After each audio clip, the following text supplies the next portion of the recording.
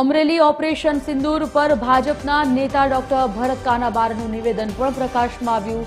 પાકિસ્તાનને જડબાતોડ જવાબ દેવા મુદ્દે તેઓએ પ્રતિક્રિયા આપી। કહ્યું, સમગ્ર વિશ્વમાં પાકિસ્તાન એકલું પડી ગયું છે। ઓપરેશન સિંદૂર પર ભાજપના નેતા ડોક્ટર ભરત કાનાબારનું નિવેદન।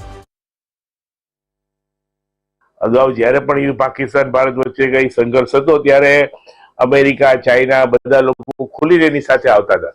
આજે એનું કોઈ એમની સાથે રહેવા તૈયાર નથી। મને લાગે આ ભારતની વિદેશ નીતિ, મોદી સાહેબની રાજનીતિની આ મોટામાં મોટી જીત છે।